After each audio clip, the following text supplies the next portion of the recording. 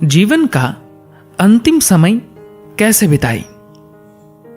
यहां सदगुरु इस प्रश्न का उत्तर दे रहे हैं कि इस धरती पर अपने जीवन के अंतिम भाग में हमें क्या विशेष करना चाहिए। प्रश्न, सदगुरु, हमें इस धरती पर अपनी यात्रा के अंतिम भाग के लिए आध्यात्मिक, भौतिक और नैतिक दृष्टि से कैसी तैयारी करनी चाहिए। सदगुरु कहते हैं, यह आपका आखिरी कदम है, तो धीरे मत चलिए, पूरा जोर लगा दीजिए। पहले और आखिरी कदम के बीच कोई अंतर मत रखिए। अगर आपने शुरुआत में कोई अंतर रखा था तो कम से कम अब सीख लीजिए कि अब ऐसा नहीं करना है। इस बात से कोई फर्क नहीं पड़ता कि आपको अभी 100 कदम चलने हैं या बस 1। आप एक ही तरह से चलिए, कोई अंतर मत रखिए।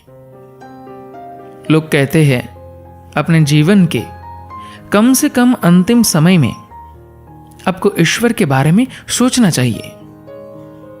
लेकिन यदि आप सारा जीवन एक अंधे की तरह जीते हैं और अब सोचते हैं कि अंतिम क्षणों में राम राम कहने से सब ठीक हो जाएगा, तो समझ लीजिए कि ऐसा नहीं होता है। क्या आपने बीजू पटनायक के बारे में सुना है? वे ओडिशा के मुख्यमंत्री थे। मुख्यमंत्री रहते हुए राजनीतिक प्रसिद्धि के बावजूद वे अपना जीवन अपने ही ढंग से जीते थे। जब वे मृत्युशैया पर थे तब लोग उनके लिए गीता ले आए और उनके सामने उसे पढ़ने की तैयारी करने लगे। तब बीजू ने कहा, यह सब बकवास बंद करो, मैंने अपना जीवन अच्छी तरह से जिया है। एक बच्चा पूरी तरह से खेल में व्यस्त रहता है। आप उससे अंतिम सत्य के बारे में बात नहीं कर सकते। युवा पूरी तरह से हार्मोन्स के शिकंजे में होते हैं, उनसे भी आप ये बातें नहीं कर सकते।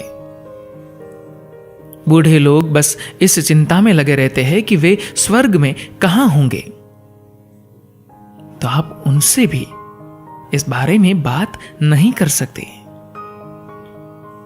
तो फिर आपको क्या करना चाहिए? संस्कृत का एक श्लोक है, बालास्तवत क्रीडासक्तः, अर्थात बच्चे की तरह खेल में आसक्त रहो। जब आप बच्चे थे तब आपका खेलकूद आपको पूरी तरह व्यस्त रखता था। आपका खेलकूद हर समय चलता रहता था। अब जब युवा हुए तो वो सब खेलकूद आपको थोड़ा मूर्खतापूर्ण लगने लगा। आपको लगा कि अब आप थोड़े गंभीर और उद्देश्यपूर्ण हो गए हैं। उसके बाद क्या हुआ? आपकी बुद्धिमत्ता को आपके हार्मोन्स ने जकड़ लिया। फिर आप कुछ भी स्पष्ट रूप से दिखना बंद हो गया। अचानक ये होने लगा कि जब भी आप किसी स्त्री या पुरुष को देखते थे तो सभी प्रकार की चीजें हो जाती थी। फिर धीरे धीरे आप बूढ़े होने लगे। बूढ़े लोग बस हमेशा चिंतित रहते थे। एक बच्चा पूरी तरह से खेल में व्यस्त रहता है। आप उससे अंतिम सत्य के बारे में बात नहीं कर सकते। युवा पूरी तरह से हार्मोन्स के शिकंजे में होते हैं, उनसे भी आप ये बातें नहीं कर सकते। बूढ़े लोग बस इस चिंता में लगे रहते हैं कि वे स्वर्ग में कहां होंगे, तो आप उनसे भी इस बारे में बात नहीं कर सकते। फिर बताइए, यहां है कौन? कोई ऐसा जो न बच्चा हो, न युवा, न वृद्ध। कोई ऐसा जो सिर्फ जीवन हो। सिर्फ उससे ही आप ये बात कर सकते हैं। अतः इस बात को आप अपने पहले या आखिरी कदम के रूप में न देखें। यहां बस जीवन के एक अंश की तरह रहे। उस तरह से रहना ही सबसे अच्छी तरह से होना है। अब कोई युवा नहीं है, न ही कोई वृद्ध है। ये तो धरती तय करेगी कि आपके शरीर को कब वापस लेना है। जब खाद तैयार हो जाएगी तब धरती इसे वापस ले लेंगी। पेड़ तो प्रतीक्षा कर ही रहे हैं, इस बारे में चिंता मत कीजिए। आप बस जीवन का एक अंश है। इस जीवन के रूप में कोई युवा नहीं, कोई वृद्ध नहीं, कोई बच्चा नहीं। इस जीवन को बस कुछ बड़े में परिपक्व होना है।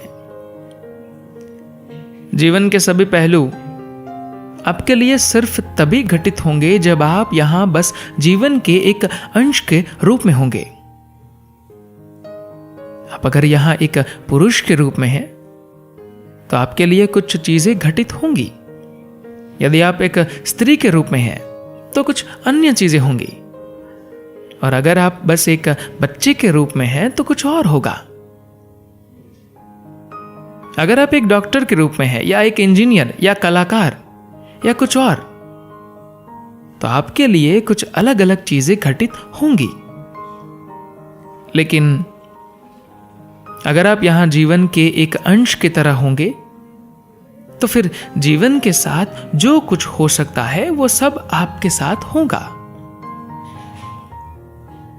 अब चाहे 2 दिन के हो या आपके जीवन के बस 2 दिन बचे हो, आप बस ये देखिए कि किसी के साथ बिना पहचान जोड़े एक जीवन के रूप में यहां कैसे रहा जाए। अपने आप को पृथ्वी या स्वर्ग से ना जोड़े, यहां सिर्फ रहे।